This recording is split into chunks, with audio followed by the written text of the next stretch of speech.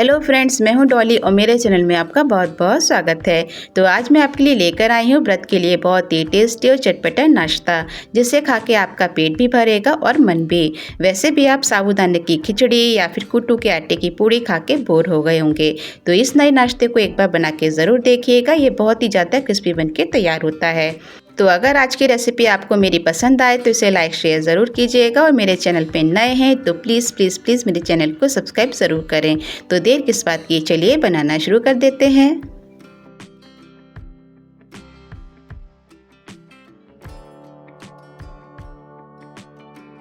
तो व्रत के इस नाश्ते को बनाने के लिए सबसे पहले यहाँ पे मैंने शकरकंदी ली है। तो इसको मैंने पहले अच्छे से पानी से वॉश कर लिया था, उसके बाद में मैंने इसको बॉईल कर लिया है। तो कम से कम मैंने इसमें 2 से 3 सीटी लगाई थी, जिससे कि अच्छे से बॉईल हो गई है। तो अब इसके बाद में हमें क्या करना है, इसका जो छिलका होता है इसे हमें हटाना है। जैसे कि आप बॉइल्ड आलू का छिलका हटाते हैं ना, सेम उसी तरीके से आप इसको हटा लीजिए।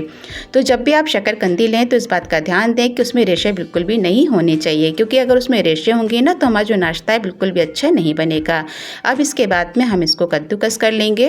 तो चाहे तो आप इसको मैशर की सहायता से मैश भी कर सकते हैं, क्योंकि इस नाश्ते को बनाने के लिए शकरकंदी के बिल्कुल भी बड़े टुकड़े नहीं रहने चाहिए। तो या तो आप इसको मैश कर लीजिए या फिर आप इसको कद्दूकस भी कर सकते हैं।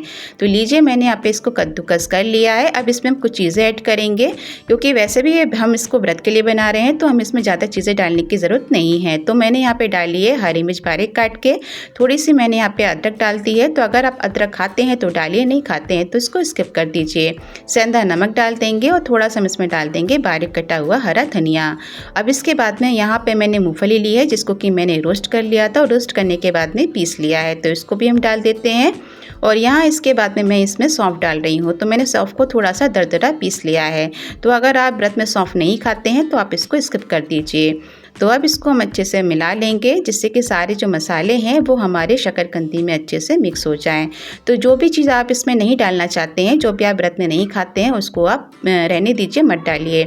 अब इसमें हम डालेंगे काली मिर्च। तो यहाँ मैं काली मिर्च को थोड़ा सा क्रश करके डाल रही हूँ। तो आप चाहें तो इसमें काली मिर्च का पाउडर भी ऐड कर सकते हैं। तो चलिए, अब इसको हम बढ़िया सा मिला लेते हैं।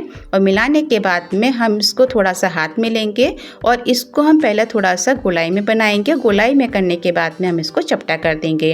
तो जिस तरीके से आप टिक्की बनाते हैं ना, बस उसी तरीके से हम इसको बना के रख लेंगे।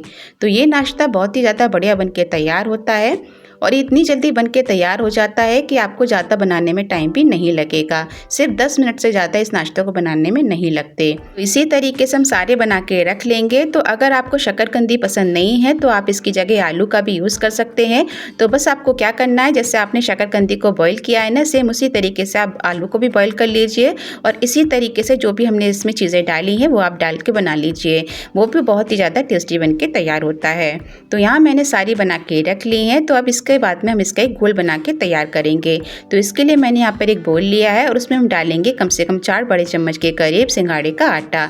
तो अगर आपके पास में सिंघाड़े का आटा नहीं है तो आप इसकी जगह कुट्टू का भी आटा डाल सकते हैं। तो अब इसके बाद में मैंने इसमें डाली है कुटी हुई लाल मिर्च, और थोड़ा सा हम इसमें डाल देंगे सेंधा नमक, और बारीक कटा हुआ हम इसमें धनिया भी ऐड करेंगे, और थोड़ी सी हम इसमें डाल देंगे काली मिर्च को क्रश करके। अब इसमें हम पानी डालेंगे थोड़ा थोड़ा करके, ज़्यादा एक साथ नहीं डालेंगे, नहीं तो हमारा जो घोल है वो गीला हो जाएगा। क्योंकि अगर ये ज़्यादा गीला हो जाएगा ना तो हमारा जो नाश्ता है उस पर अच्छे से कोटिंग नहीं हो पाएगी। तो इसलिए कोशिश करिए कि थोड़ा थोड़ा पानी डालते जाइएगा और इसको मिलाते जाइए, क्योंकि वैसे भी सिंघाड़े के आटे में अगर आप थोड़ा सा भी पानी डाल देते हैं ना तो वो बहुत जल्दी गीला हो जाता है। तो इस बात का ध्यान रखिएगा कि पानी आप थोड़ा थोड़ा करके डालें और इसे मिलाते जाएँ। तो एक घोल हमारा बन के तैयार हो जाएगा।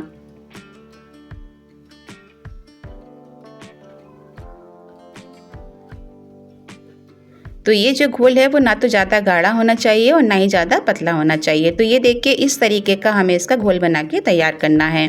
तो ये ना तो ज़्यादा गाढ़ा है और ना ही ज़्यादा ये पतला है। तो चलिए, अब इसके बाद में हम गैस की तरफ चलते हैं।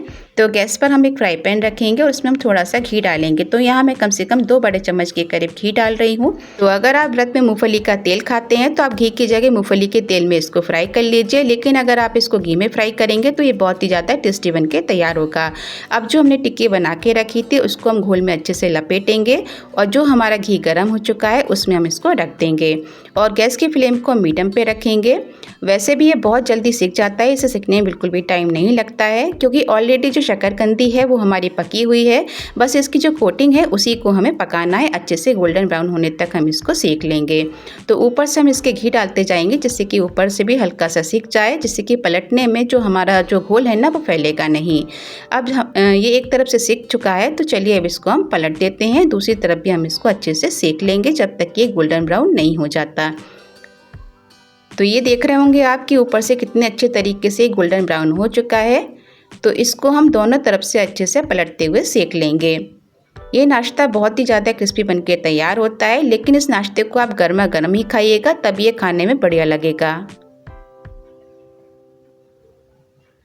तो लीजिए ये दोनों तरफ से अच्छे से सेक गया है, तो अब इसको हम निकाल लेते हैं। आपको देखकर ही लग रहा होगा कि ये कितना ज़्यादा क्रिस्पी बनके तैयार हुआ है। और इसमें ज़्यादा ना तो घी की ज़रूरत पड़ती है ना ही तेल की, बहुत ही कम घी में ये बनके तैयार भी हो जाता है। तो आप चाहें तो इसको डीप फ्राई भी कर सकते हैं। अगर आपको डीप फ्राई चीज़ें खाना पसंद है तो आप इसको डीप फ्राई कर लीजिए।